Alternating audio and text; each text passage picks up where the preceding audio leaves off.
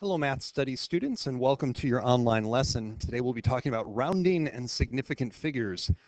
A little bit of this will be review and a little bit of this will be new. Our learning intentions is we're going to talk about significant figures, and that's the part that'll be a little bit more new. We'll get to that in the second half of the lesson. And we'll also talk about rounding rules, and I think that's something that'll be a little bit more familiar to you. We'll know we are successful when we can identify the difference between significant figures and decimal places. Again, looking at something old and something new, and then quickly and efficiently round numbers appropriately. So we're starting with some terms and notation. This is where we define words. So for our rounding rules, again, this will be review. If the digit after the one being rounded off is less than 5, 0, 1, 2, 3, or 4, we round down, which results in the rounding digit staying the same, but everything else goes away. If the digit after the one being rounded off is 5 or more, 5, 6, 7, 8, or 9, we round up, which results in the rounded digit increasing by a value of 1. In both cases, all the digits to the right of the digit being rounded are removed if they are to the right of the decimal place and replaced with zeros if they are to the left of the decimal point. So we'll take a look at some examples of that since that's sort of a wordy definition that we had going there. So to start with, let's take a look here at example 1. We're going to round the number 49,573 to the nearest 10, or the tens place. So let's review our places here very quickly. The 3 is what we call the ones place. And then we have our tens place. The 5 is in our hundreds place. The 9 is in our thousands. And the 4 is in our 10,000s place. Well, we're going to be focusing on here for part A with the tens place, which is the 7. So that's the digit we want to round off. We can start by pretty much copying everything down before that. We had 49,500, and then the 7 is what we need to round off. In order to round it, we have to look at what is happening to the right of the 7, which is the 3 here. And since the 3 is less than 5, that means we are going to take our 7 and round down, which means it is going to stay the same, but everything to the right of it becomes a 0. And we need to put that 0 in to show that we're still dealing with 49,570 as opposed to just 57 or something along those lines. So that would be rounding to the tens place. Now let's take a look at part B. For part B, we are rounding to the nearest 100, or the 100ths place. So the 100ths place is going to be the 5 here. And so we can keep our 4, our 9, and then we bring down our 5, except the number to the right of it, which is what we have to look at when we're rounding, is a 7. And since 7 is 5 or greater, we're going to be rounding up, which means we add 1 to this 5, making it a 6, and all other values we fill in with zeros. So we have 49,600 when we round it up to the nearest 100. Finally, part C, we are looking at the thousands place. For our thousands place, we are going to be dealing with the 9 here. So we have 49, but to the right of the 9, we have this 5. And since 5 is 5 or greater by definition, we need to round up. And so this 9 that we had here, the digit that we were rounding off, is actually going to raise by 1. But when we raise it by 1, it becomes a 10. And since we can't put a 10 in place of a 9, we put a 0 and then carry the 1, just like we used to do back in long addition or multiplication and things like that.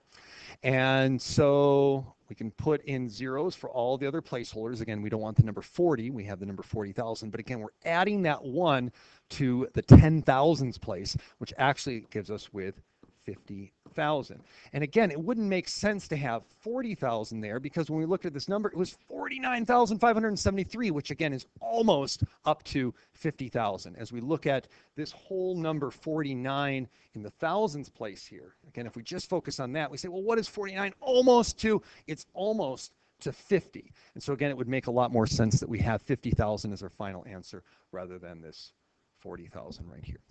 All right, moving on to example 2. Now we're dealing with some decimals.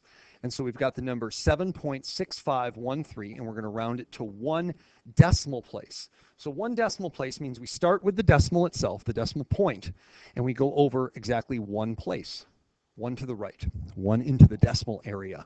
And that is the number 6, but again, we're always having to look at what is happening to the right of the number that we're rounding off, which in this case is 5. 5 is 5 or greater, so we are going to round up. And so we bring our 7 down that we started with, our decimal point, and then finally we're rounding up, so our 6 becomes a 7, and everything else can go away because they would just be filled in with zeros which have no value. So we have 7.7. Part B, we're looking at 3 decimal places. So again, we find our decimal point, which is right here, and we're going to count over 1, 2, 3 decimal places, which is the 1. And as we look to the right of that decimal place, that third decimal place, we have a 3, which is less than 5, so we're rounding down. Our number stays the same, 7.651. And again, we can see here we have 1, 2, 3 decimal places, or 3 numbers to the right of the decimal place. All right, moving on to some new terms of notation. We have this term significant figures. And so significant figures are numbers that we can count starting at the left of the numbers, starting with any non-zero digits. So again, to find the number of significant figures, you count the digits starting from the left, starting with the first non-zero digit. So as we look at part A here, we're going to identify how many significant figures. In part A, the first digit on the left is a 2. So that is our first significant digit. It's the most important digit. And again, if you think about this as money, what am I more concerned about? Am I concerned about the fact that I have over $20, or am I concerned about the fact that I have 75 cents? Again, I'd probably want to hold on to all my money, but if I had to lose part of it, that 5 pennies on the very right, far right, is the least significant or the least important. The 70 cents is the next least. I would like to have the 70 cents, but it's not nearly as important as the 3 actual dollars, which is not nearly as important as this $20 that we have here in the beginning. So how many digits do we have here? There are 4 significant digits. 1, 2, 3, 4. So this is 4 significant figures, or 4 significant digits. In part B, we have 1, 2. Again, starting from the left, they're both not zeros, so we count both of them, and we would say we have 2 significant figures here. Now for part C, it gets a little bit different. Here we're starting off with a 0. Well, we're looking for non-zero digits, so that is not significant. It's just a placeholder showing us where our decimal point actually is. The next digit is also a 0, not significant. After that, another 0, not significant. So the first non-zero digit is the 5 here, followed by the 8, and then the 7. So how many significant digits or significant figures do we have? Just 3 of them. The 5, the 8, and the 7, with all those zeros and the decimal point just being placeholders. Now, as we get to part D here, starting at the left, we have a non-zero. Again, a number that isn't 0, so that's our first significant, then the 3, and then the 2. But all of these numbers would generally be considered not significant figures. They're just placeholders, letting us know that we don't have the number 132. We have the number 13,200 by having those extra zeros there. But again, all they are doing is showing us our place, and the only significant part of this is the 1, the 3, and the 2, meaning we have 3 significant figures.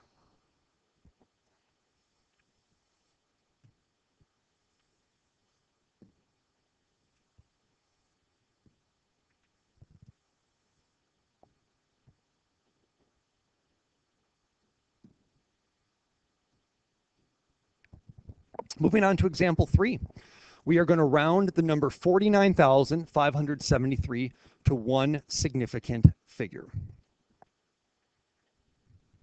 So we saw this back when we were rounding to different places, like the tens place, hundreds place, thousands place. Now we're just talking about significant figures. Significant figures is arguably even easier than decimal places or tens places, because you don't need to count. You just start at the left. And I'm counting up 1 significant figure. And so the first significant figure is the 4. 1 significant figure. But I still have to round. And so I look at what's happening to the digit to the right of it. And since it's 5 or greater, being a 9, I have to round up. And so this 4 is going to round up 1 place and become a 5. Now I have to fill in every other number, and we have 4 of them, or 4 digits, all with zeros. So 1, 2, 3, 4, put the comma to show where we're at, so we have 50,000. So I rounded up this number to just one significant or the most important number, and it rounded to 50,000. Now, as I look at 3 significant figures for part B, well, I start here at the far left. 1, 2, 3. 3 significant figures, but I still have to follow my rounding rules. And so the number to the right of the 5 is a 7. That means I'm going to round up. So I have 49,000. And instead of writing down this 5, I'm rounding up, adding 1 to that digit. So I have 6, fill in the rest with 0 until I get to the end of my number, or where the decimal place would actually be. And I have 49,600. And as I look at this answer, I wanted 3 significant figures. 1, 2, 3. Everything else is just a 0 or a placeholder. Now on to example 4. Example 4, we are rounding the number 7.6513 to 1 significant figure. So I start at the beginning, the far left. 1 significant figure is the 7. I still have to round, and so I look at this 6 here that we have, and since it's 5 or greater, I'm going to round up. 1 greater than 7 is 8. And again, 1 significant figure, all I have is 1 significant figure in my answer. Finally, part B.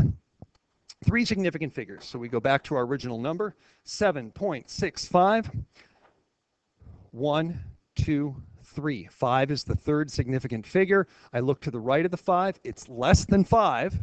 And so I'm going to round down, keeping all my digits the same, 7.65. And again, 1, 2, 3. 3 significant figures.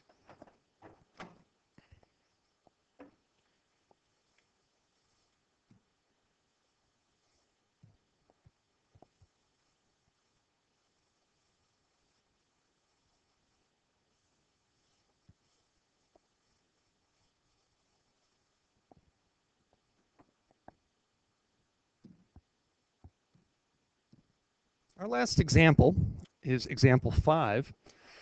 And for this one, we're dealing with the number 0.0075632. And we're going to start by rounding it to 3 decimal places.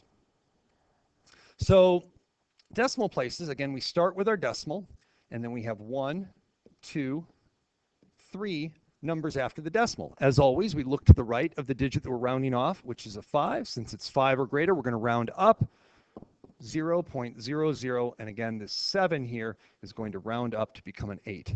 As I look at my answer, I have 1, 2, 3 decimal places.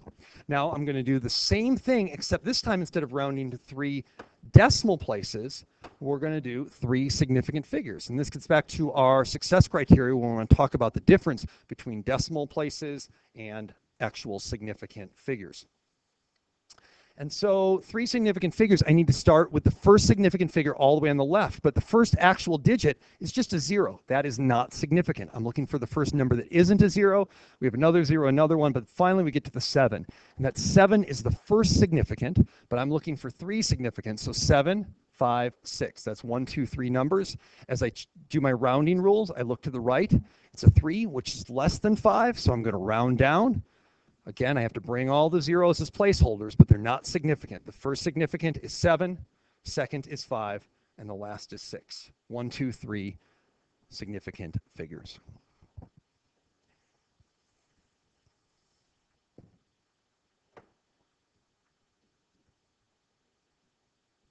All right, so that was our lesson on rounding and significant figures. If you want to find more examples or practice problems regarding this material, you can look in our orange book in section 1E. If we look back at our success criteria, hopefully we looked at the difference between significant figures and decimal places and talked about how we can quickly and efficiently round numbers appropriately.